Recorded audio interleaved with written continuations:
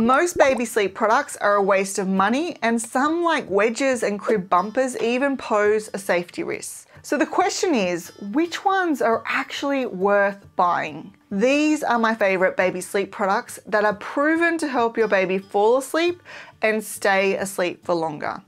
Let's start with a white noise machine. Unexpected noises make it harder to fall asleep, and when you are asleep, sudden loud noises can jolt you awake, and babies are no different. But often when you've got a newborn, the only chance you get to do these things like washing clothes, washing dishes, or tidying up is when they're sleeping. And the problem is all of these things can be quite noisy and can keep your baby awake. Now, although they can and do eventually fall asleep in a noisy environment, they fall asleep a lot quicker in a quiet room, and they're more likely to stay asleep if the room remains quiet. Also, there are two important differences between adults and babies that you need to consider. Firstly, babies spend a lot of their time in light sleep, which means that they are easily woken by noise disruptions. And secondly, babies are most sensitive to noise disruptions during the early morning hours as well as at nap time. This is where a white noise machine comes in as an extremely helpful tool to help your babies sleep. Playing the white noise machine continually at a level which does not seem intrusive and is positioned well away from your baby's head or cot will mask environmental noises like a TV, dishes being put away, neighbours yelling, garbage trucks rumbling down the street, birds chirping or dogs barking. And this will help your little one fall asleep quicker and then stay asleep for longer. And if you want to avoid short naps and 4 or 5 a.m. wakes in the morning, a white noise machine is a must. A white noise machine is just one element which is going to help create a great sleeping environment for your baby. And something else that is essential for a great sleeping environment is a dark room. And my favorite product to keep your little one's room nice and dark are portable blackout blinds. Sleeping in a dark room will help your baby settle and fall asleep quicker and stay asleep for longer. And there are two reasons for this. Firstly, the darkness helps to neutralize their surroundings and make them less interesting.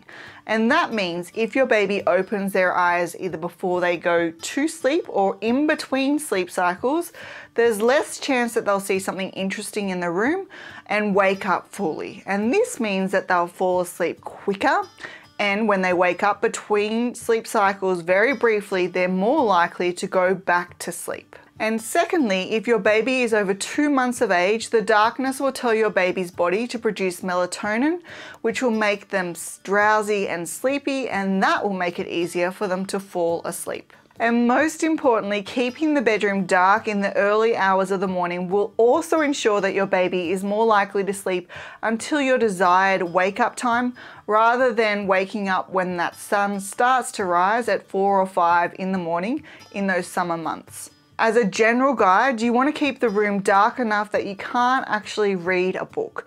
And often curtains alone still let in a little bit of light, so adding portable blackout blinds are a simple way for you to achieve this level of darkness. Now, before I cover the next must-have item, if you haven't already, make sure you click on the link in the description box below to get the free New Parents Guides to Naps, so you'll know what to expect in regards to your little one's sleep and total sleep requirements over a 24-hour period.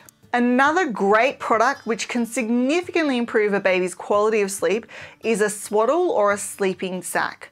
Now, swaddles help newborns achieve good quality sleep because it creates an environment like the mother's womb, and this gives them a sense of security and warmth.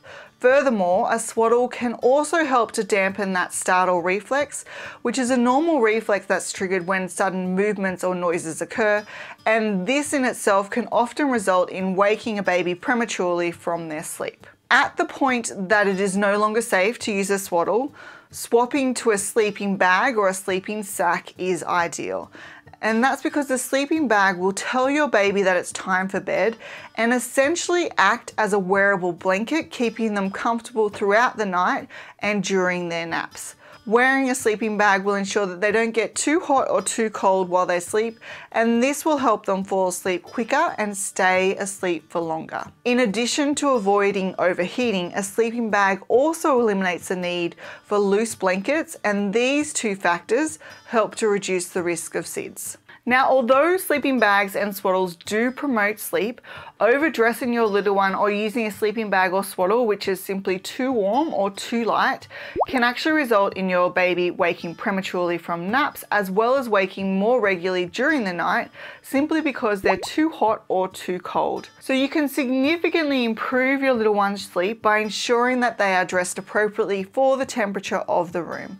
And I find a room thermometer is a really handy item which can quickly let you know what the temperature of the room is, and this can help you determine which TOG sleeping bag your little one needs to sleep in, as well as what you need to dress them in to ensure that they remain comfortable throughout the night and during their naps and they don't wake prematurely. Now, something that I've talked about before is the mistake of entering your baby's room prematurely and accidentally waking them up before they are truly awake. As I mentioned earlier, babies spend a lot of their time in light sleep or REM sleep, and unlike us as adults, they don't experience sleep paralysis, which means they are very active and noisy sleepers. While sleeping, babies grunt, scream out, smile, giggle, roll over, squirm, and even open their eyes.